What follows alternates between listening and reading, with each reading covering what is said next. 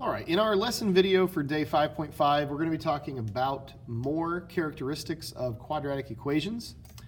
This first little slide, nothing really to talk about too much here. This was our first introduction to characteristics of quadratics, and we looked at this in lesson 5.4 in the last video, so I just wanted to remind you of some of those things, what a vertex was, how to find it, axis of symmetry, y-intercepts, points symmetric to the y-intercept, and the x-intercepts, which we call zeros. So we're going to talk about some more of those today with our graphs, but we are also going to be talking about these new characteristics, and some of them aren't really new, just a different way of thinking of them.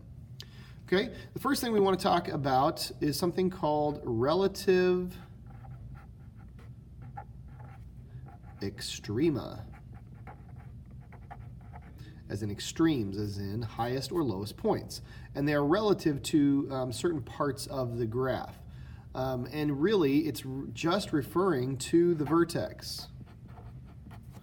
Okay, relative extrema is just the vertex. That's all that is. So if your graph opens up, that relative extrema is called a minimum. Okay, it's a minimum point. If your graph opens down, that vertex, that relative extrema, is a maximum point. Okay. Opening up, we get a minimum. Opening down, we get a maximum. Okay. Okay, we also want to talk about the intercepts.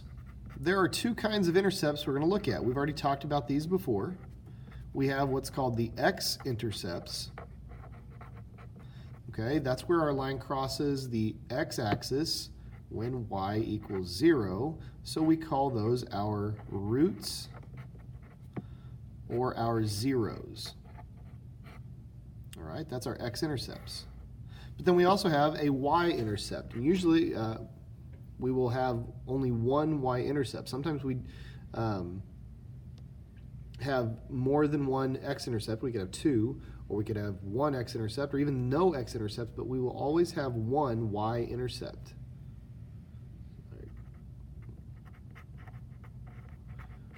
Okay, you can ignore my little scribble there. Okay, that looks better. The y-intercept, okay, is when it crosses the y-axis at x equals 0. All right, and in this case, this would be my y-intercept. And then these would be the x-intercepts, or these zeros. Okay, over here, again, we have a y-intercept.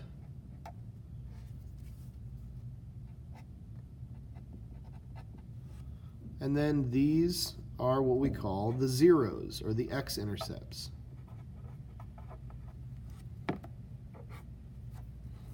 Okay, so the intercepts, the x-intercepts we call zeros. The y-intercept is where it crosses the y-axis. And finally, we want to talk about domain and range. And this is a concept that we have talked about before with functions. Domain is just all possible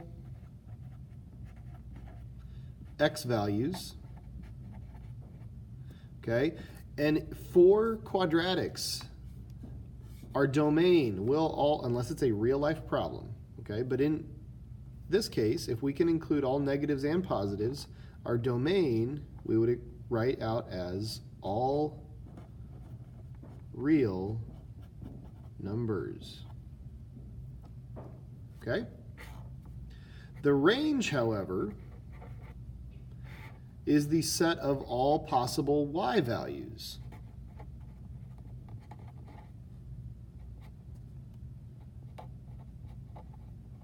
Running out of room over there. All possible y values. Okay, and that will be usually an interval from the max or min to infinity. Now, if it's a maximum, it would be from negative infinity up to the max. If it's a minimum, it'd be from minimum to positive infinity. So we'll look at how to write that with our examples. All right, that brings us to our first example. In this first example, we're given a graph, and we want to identify these things. The maximum and minimum, which that, remember, is what we call the relative extrema.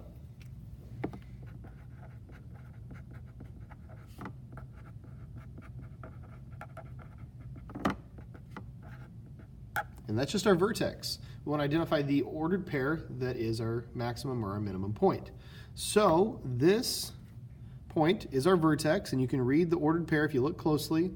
This is the number 1, and this is the number -4, which makes that ordered pair 1, -4, and that is a minimum. So we write that it's a minimum, and then we give the ordered pair 1, -4, and that is our minimum vertex.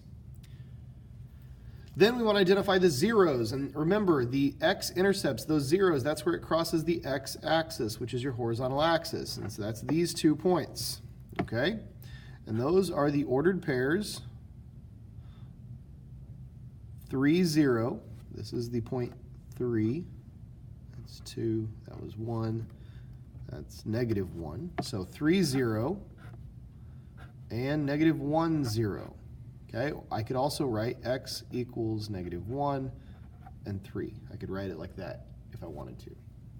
And then our y-intercept is right there. And I was careful to choose examples where we had exact exact integer values, meaning no decimals, no fractions. Okay, well this y value is -1, then -2, so this would be -3. So our y-intercept is the ordered pair 0, -3. Now, domain and range. Domain is always going to be all real numbers. So we put our set notation, our little squiggles, all real numbers. That hashtag symbol is our symbol for numbers. You could also do interval notation with parentheses from -infinity to +infinity. Any x value could go into this equation because these lines keep on going up and out. All right? They keep on going in both directions. But our range, we can write 2 different ways. We can write it as this set going from this bottom lowest y value of -4 on up through infinity, means that my y value has to be greater than or equal to -4. I could write it as an inequality, or I can write it as an interval, bracket starting at -4, and that continues on through +infinity. Okay, so let's try one more example. We're going to find these. We're actually going to skip example 2. The next example here, example 2, we're going to skip that and do that one in class. It's very much like the previous one. It still opens up. So I want to look at another example. All right, where some of our information is a little bit different. Now, if these were opening down, that's going to change your relative extrema to a maximum. So it'll look a little different. But for our notes, these all open up. So here's what I want you to identify. Okay, we want the maximum or minimum. This will be a minimum in this case. This is our vertex. You'll notice that's where the 2 axes meet. That minimum is the origin, 0, 0.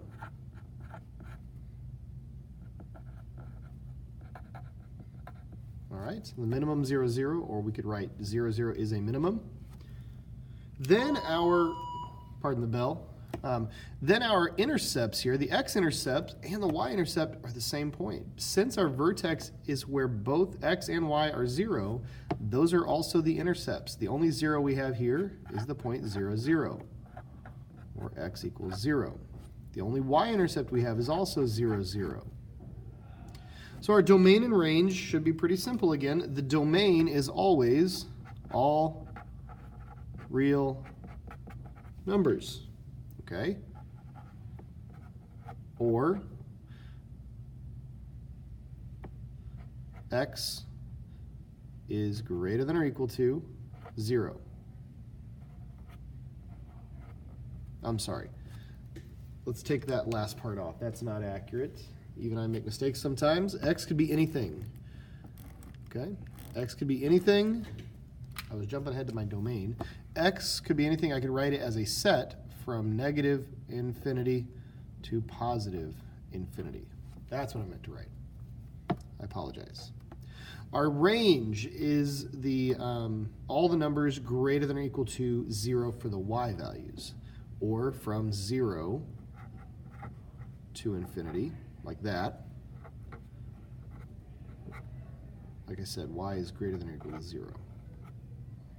Okay?